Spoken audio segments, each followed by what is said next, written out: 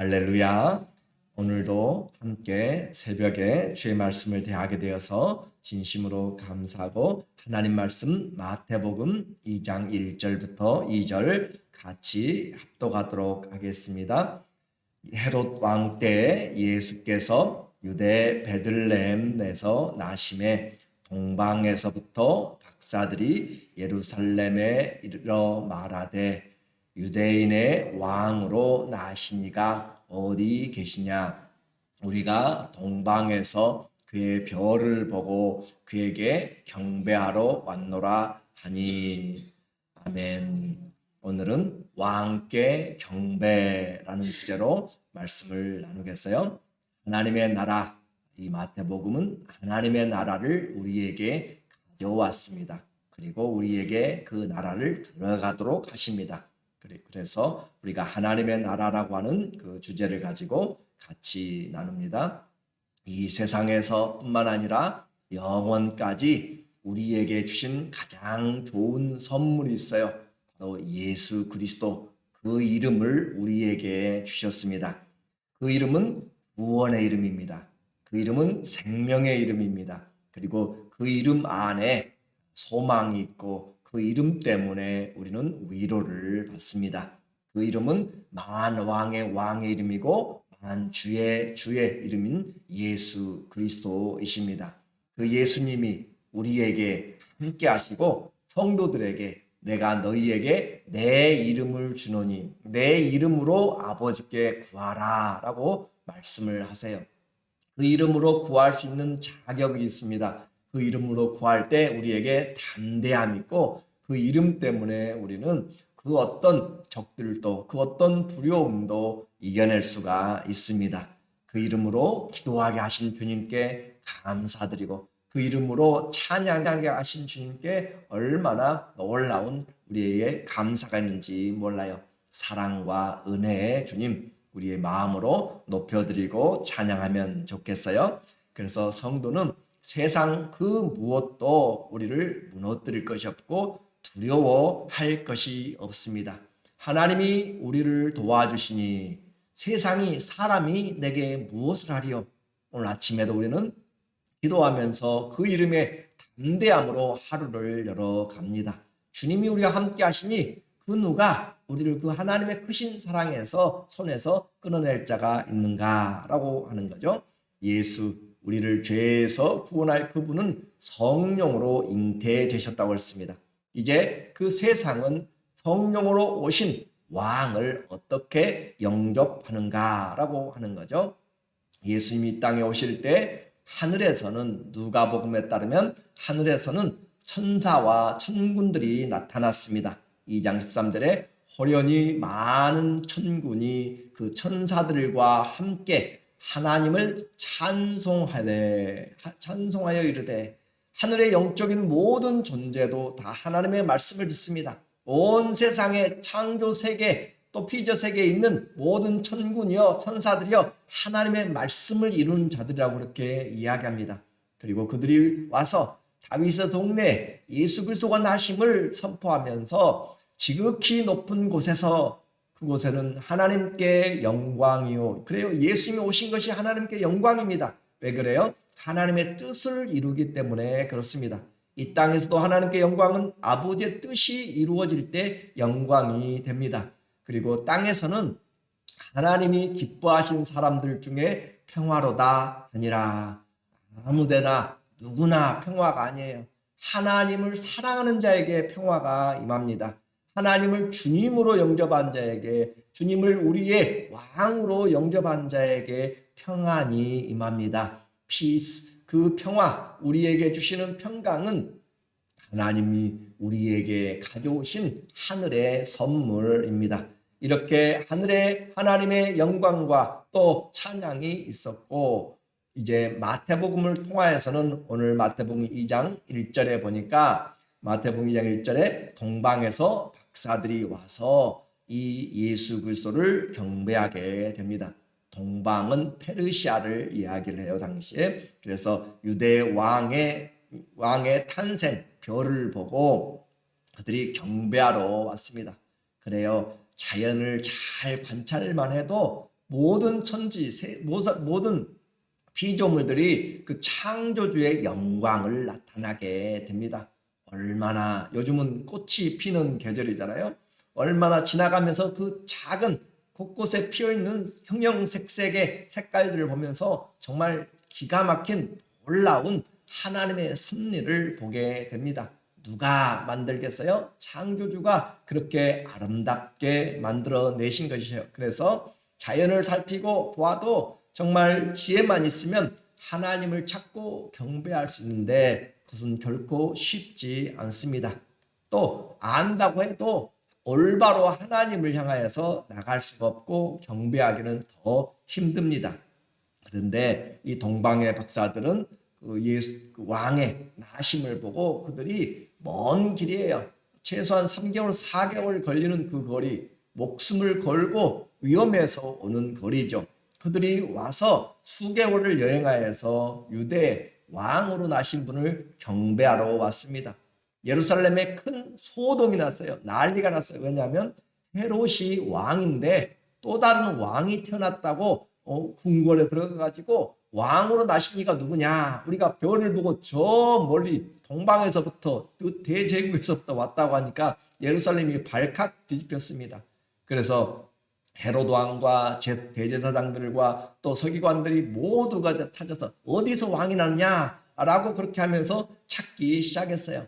그 찾는 것 2장 4절에 보니까 왕이 모든 대제사장과 백성의 서기관들을 모아 그리스도가 어디서 나겠느냐 물으니 이르되 유대 베들레헴이오니 이는 선지자 미가로 이렇게 기록된 바 유대 땅 베들레헴아 너는 유대 고을 중에서 가장 작지 아니하도다. 내게서 한 다스리는 자가 나와서 내 백성 이스라엘의 목자가 되리라 하였음이니라. 이렇게 이미 예수님의 나실 것을 예수님 탄생 700년 전에 미가 선지자를 통하여서 장소가 이미 예정됐어요. 또 예수 그리스도 탄생 700년 전에 이사야 선지자를 통하여서 처녀에게서 난다라고 이야기를 하고 있어요. 주님 앞에 이렇게 주에 오시는 것들은 주님은 말씀을 따라서 오셨습니다. 그 다윗의 후손에서 말씀을 따라서 오셨어요. 1000년 전에 다윗의 후손을 이야기했습니다. 그와 같이 다시 오실 예수님도 다른 것이 아니에요. 기록된 말씀을 따라서 오시는 것이에요. 하나님의 말씀을 따라서 그래서 우리에게 성경이 없이는 길을 찾지 못합니다. 성경의 말씀이 우리가 가야 될 길이에요. 그래서 시편 119편 105절에도 시작 주의 말씀은 내 발의 등이요 내 길의 빛이니이다. 그래요. 주의 말씀이 내 발의 등. 이것은 요즘같이 이런 세계가 아니라 과거에 어두웠던 시대에 그 발에 등불이 없으면 정말 시골에 등불이 없으면 가지를 못해요. 호롱불이든지 뭐든지 들고 가야 보이지 안 그러면 논두렁에 빠지고 길에 넘어지고 그렇죠. 발의 등이요 길의 빛이니이다. 주님의 말씀을 따라가면 길이 보이는 것이에요. 빛이 보이는 것이에요. 그리고 의로운 길로 인도해 나가십니다. 그런데 그 빛이 어디서 오는가? 내 발이 가야 될 곳으로 누가 비춰주는가? 말씀이 열면 빛이 비치어. 하나님의 말씀을 열 때 인생의 길이 보이고 삶이 보인다라고 하는 것이에요. 그래서 우리의 인생 나그네 길에 항상 하나님의 말씀을 붙잡고 가면 어둠 가운데 거하지 않습니다. 길을 잃어버리지 않습니다. 나침반이 있으면 방향을 알 수가 있는 것처럼 우리에게는 하나님의 말씀이 나침반이요 또 우리에게 빛이 되시고 또 우리를 인도하는 것입니다.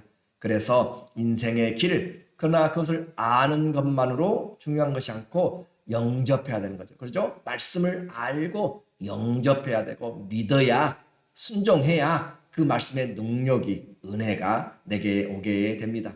오늘 헤롯과 대제사장과 서기관들 성경의 박사들이잖아요. 그렇죠? 종교적으로 물들어서 수천 년 동안 살아왔던 사람들 어디서 나느냐? 뒤져보니까 성경 기록까지 알고 있잖아요. 지금 유대 베들레헴에서 납니다 라고 지식을 알았어요. 그런데도 가서 경배하지 않잖아요.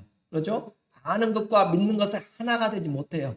오늘 우리도 마찬가지 기도가 얼마나 중요한지 아는데 하나님이 얼마나 우리 인생의 최고의 분인지 알아도 그분을 정말로 경배하는 것은 행동과는 달라요. 오늘 제가 오늘 아침에 새벽에 오는데 저보다 5시 좀 못 돼서 왔는데 저보다 먼저 문을 열고 들어온 분 계세요. 와서 기도하고 계시고 5시 정도 되니까는 세 분이 와서 이렇게 함께 기도하는 거 보면서 제가 앞에서 기도하는데 얼마나 지혜가 든든한지 기도의 동역자들이 기도하고 있다는 사실이 얼마나 마음이 감사하고 기쁜지. 그래서 아버지의 집이 기도하는 집이 되고 기도할 때 기쁨이 있습니다. 감사가 있습니다. 축복이 있습니다. 기도하는 자에게 하나님이 대로가 열리게 하십니다. 그래서 함께 우리가 기도로 우리의 인생을 바꾸고 교회를 바꾸고 가정을 바꾸고 하나님이 기도할 때 너는 내게 부르짖으라 라고 했어요. 성령을 기다리면서 우리에게 해야 될 것은 그냥 기다리는 것이 아니라 간절히 기도하는 것이 하나님께 지속적으로 기도하는 것이에요. 믿음으로 기도하는 것이에요. 성령으로 기도하는 것이에요. 아버지의 뜻을 기도하는 것이에요. 그래서 기도하는 자는 세상이 감당치를 못합니다. 하나님의 말씀의 빛을 보고 가는 사람들에는 아무런 장애물이 있어도 그것을 브레이크트루 하면서 뚫고 나가는 것이에요. 하나님이 우리와 함께 하시면 우리에게는 새가 피상하는 것처럼 일어날 수가 있습니다. 오늘 우리에게 기회를 주셨어요. 기도할 수 있는 기회잖아요. 그리고 하나님 앞에 건강이 있어서 나와서 기도할 수 있다는 것 얼마나 감사한지 몰라요. 그래서 아는 것과 믿는 것, 순종하는 것은 다르단 말이에요. 아는 것 복입니다.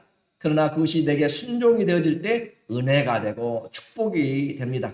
헤롯과 이 대제사장들 기록된 왕이 오셨지만 경배하러 가지 않고 오히려 죽일 모의를 하고 있다라고 하는 거잖아요. 그러니까 진리가 왔어도 왕이 왔어도 그분을 영접하는 사람이 있고 대적해서 죽이는 사람들이 있어요. 또 어떤 사람들이요? 무관심한 사람들이 있어요. 예수님의 나라에 무관심한 이 시대도 마찬가지잖아요. 왕에게 경배하려고 준비하는 사람, 사람들이 왔습니다. 그리고 동방에서부터 멀리서 생각지도 않은 분들이 와서 예배하잖아요. 그렇죠? 생각지도 않은 사람들이 와가지고 예배해요.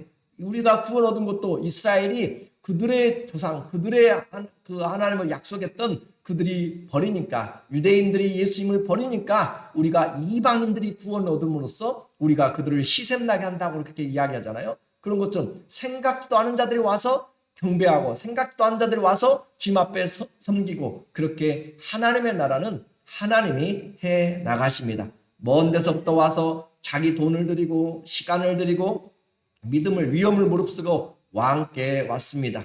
믿음은 거리에 상관이 없어요. 믿음은 직분에 상관이 없어요. 직업에도 상관이 없습니다.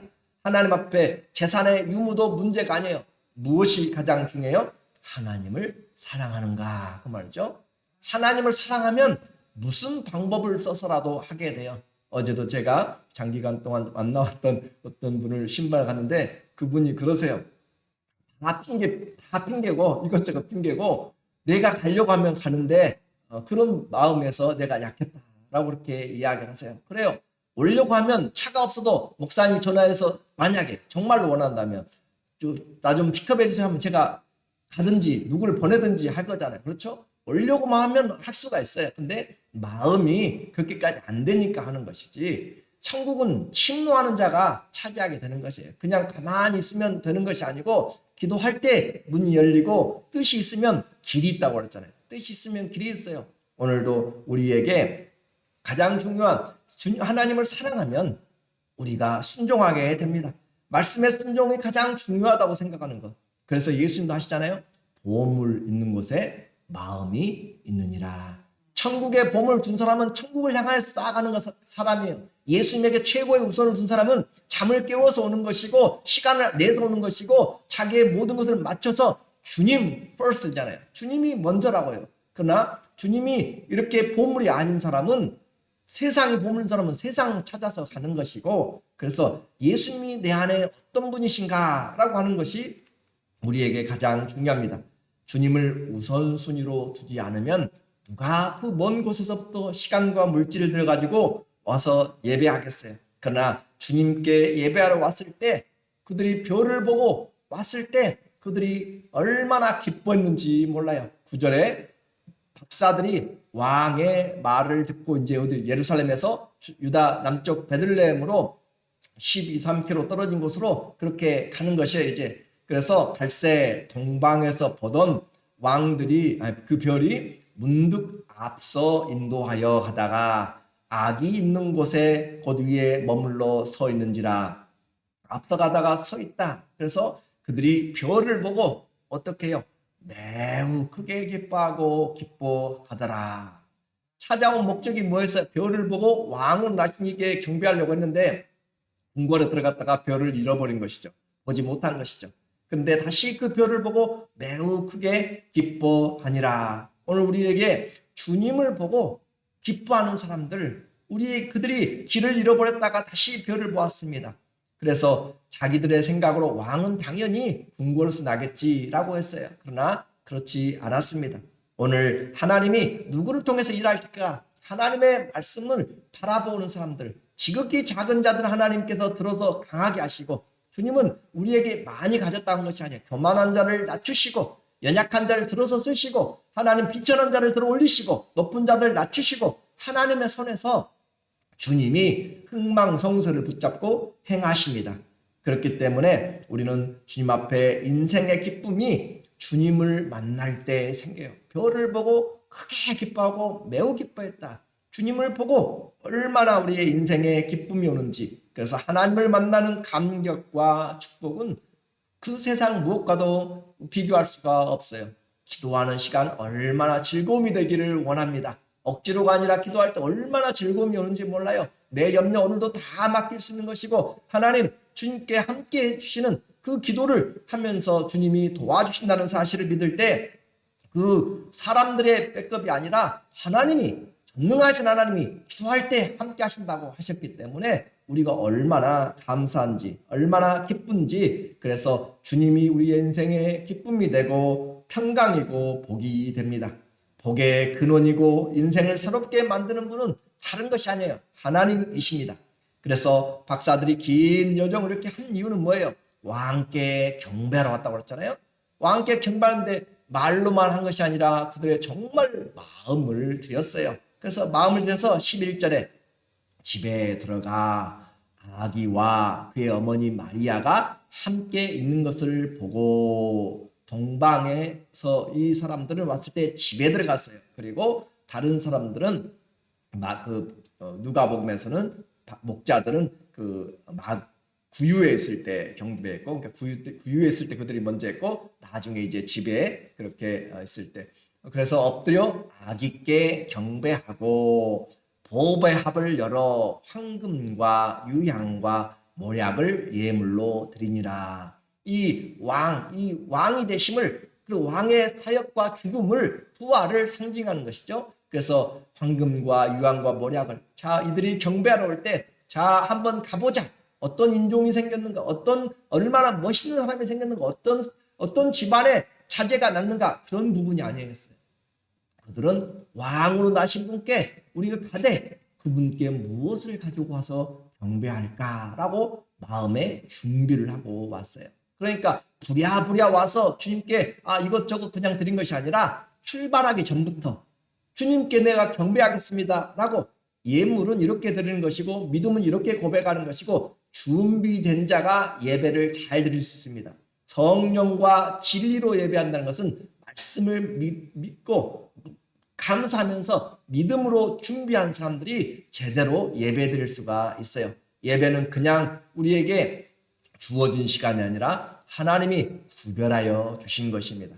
주님 앞에 나오면서 그런 마음에, 그래서 먼저 와서 회개로 주님과의 관계를 열어놓고, 주님, 우리의 불신앙들을 내려놓고 알고 지은 죄 모르고 지은 죄를 다 주님 앞에 회개하면서 와서 기도하고 준비할 때 은혜가 임하는 것이고, 그 기도 시간부터, 벌써 찬양의 시간부터 내 마음에 주님이 함께 하심을 알 때 복이 있는 것이고 은혜가 있는 것이고 하나님의 위로와 능력이 넘치는 것이에요.